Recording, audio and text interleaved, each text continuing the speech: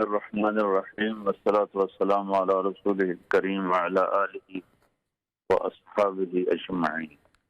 اصل ذمہ دار تو وہی ہیں جو یہ کام کرتے ہیں، کیونکہ جہالت عذر نہیں ہے۔ ایک آدمی اپنی دنیا کا کام روٹی کمانے کے لیے کیا کچھ نہیں سیکھتا، اور جس چیز نے اس کی دنیا اور آخرت کو بنانا ہے اس کو نہ پڑھتا ہے، نہ سیکھتا ہے، نہ سمجھتا ہے۔ ساری زندگی لوگ قرآن اٹھا کے نہیں دیکھتے کہ قرآن کیا کہہ رہا ہے۔ اصل ذمہ دار وہ ہیں جو یہ کام کرتے ہیں۔ جیسے لکھا ہوتا ہے کہ نہ جاننا کوئی عذر نہیں ہے، وہ ٹریفک کے قوانین وہ سڑکوں پر لکھے ہوتے ہیں کہ نہ جاننا کوئی عذر نہیں ہے۔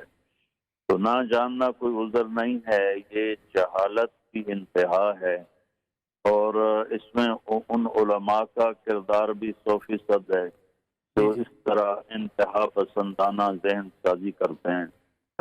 مزاج بن جاتا ہے، وہ غلط تعلیم سے بن جاتا ہے کہ بھئی گستاخ رسول کی سزا علماء مقرر کریں گے، فقہاء مقرر کریں گے، مفتی مقرر کریں گے، عوام تو نہیں مقرر کریں گے۔ اور گستاخی رسول ہوئی ہے یا نہیں ہوئی، بالکل ٹھیک، اس کا بھی فیصلہ عوام کے ہاتھ میں نہیں، اہل فتویٰ کے ہاتھ میں ہے۔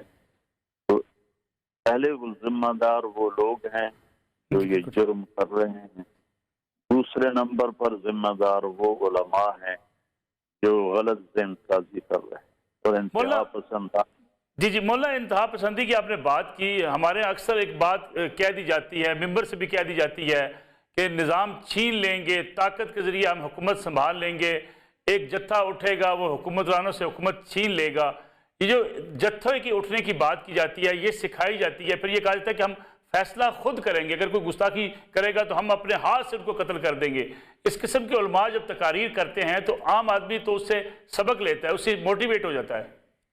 یہ غلط ہے نا جی، یہ عام عالم بھی یہ بات نہیں فتویٰ دے سکتا۔ فتویٰ صرف وہ مفتی دے گا جس کو کئی سال کی مہارت ہو اور وہ علم شریعت، علم فقہ کے ساتھ بس سال ہا سال سے منسلک ہو، چاہے وہ بریلوی ہو، چاہے دیوبندی ہو، اہل حدیث ہو، شیعہ ہو۔ یہ عوام یا عام مسجدوں کے خطیب اور امام یہ اس کا فیصلہ نہیں کر سکتے، اس کا فیصلہ اہل فتویٰ کریں گے، پھر اس پر حکومت عمل کروائے گی، نہ کہ ایک خطیب اٹھ کے تقریر کر دے اور عوام اٹھ کے اس پر فیصلہ سنا دیں۔ یہ تو شرعاً بالکل درست نہیں ہے۔ مولانا، ایک بحث اب پاکستان میں یہ بھی ہوتی ہے کہ جو مساجد کے خطبہ ہیں، جمعے کے خطبے کو وہ ریاست کنٹرول کرے، ریاست ایک جامع خطبہ تیار کرے، جیسے بعض ممالک میں ہوتا ہے، وہی خطبہ ڈیلیور کیا جائے تمام مساجد کے اندر، جس سے ایک مذہبی رواداری پیدا ہوگی، ہم آہنگی پیدا ہوگی، اور جو نفرت امیز تقاریر ہیں وہ ختم ہو جائیں گی۔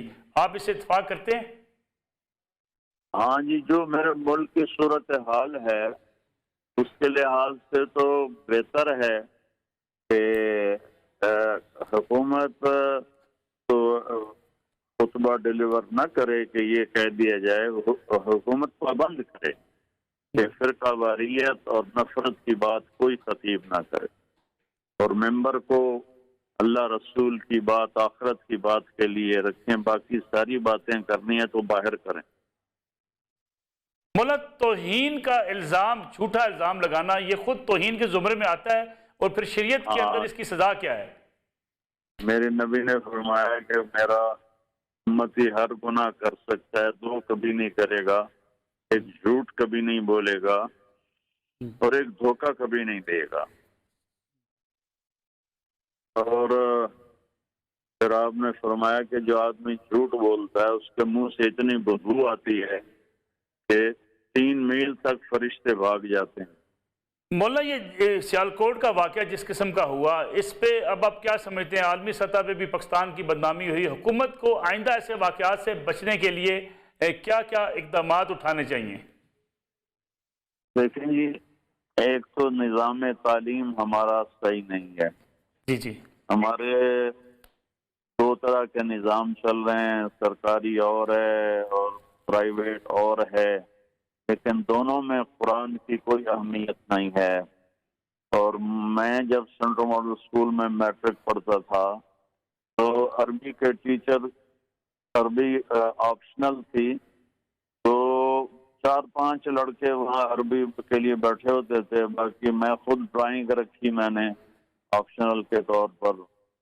تو ایک تو عوام کو قرآن کے سے روشناس کروایا جائے، اور جو خطیب علماء فرقہ واریت کی اور ایسی تقریریں کرتے ہیں ان کی تقریریں بند کروائی جائیں، اور ہر مکتبہ فکر کے بڑے اہل فتویٰ کو بلا کر ان کے سامنے منت کریں کہ اپنے خطیبوں کو لگام دیں، اس قسم کی باتیں مت کریں۔ پہلے ہی ہم مرے پڑے ہیں، یہ چند پیسے لے کر اور بھڑکا کے چلے جاتے ہیں۔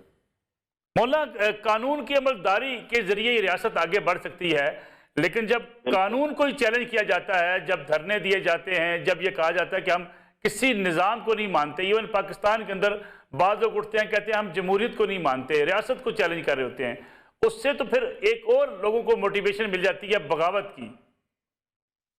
یہ اب اس کا حل میرے پاس تو کوئی نہیں ہے، میں تو دعائی کر سکتا ہوں۔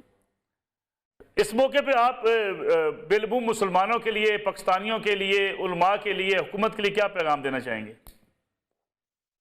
یہی کہنا چاہوں گا کہ دیکھو، کسی کو ڈنڈے سے تو آپ سیدھا کر نہیں سکتے ہو، بالکل ٹھیک، وہ زبردستی کسی کو آپ سچا، دیانتدار، امانت دار بنا نہیں سکتے۔ تو میری ساری عوام سے اپیل ہے کہ اللہ کے واسطے قرآن سے جڑو، فرقہ واریت سے نکلو، اور حکومتی قوانین کی پاسداری کرو۔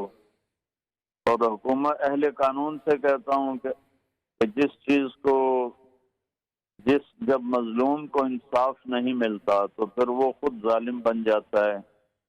ہماری حکومت، میری حکومت سے درخواست ہے کہ ہمارا نظام عدل، عدالتی نظام کو ٹھیک کریں، نئی قانون سازی کریں، وکلاء کا جو ایک نظام ہے اس کو درست کیا جائے، کہ اس میں جو اتنی ڈیلے ہو جاتی ہے کہ لوگ مر جاتے ہیں اور اگلی نسل کو بھی انصاف کے لیے انتظار کرنا پڑتا ہے۔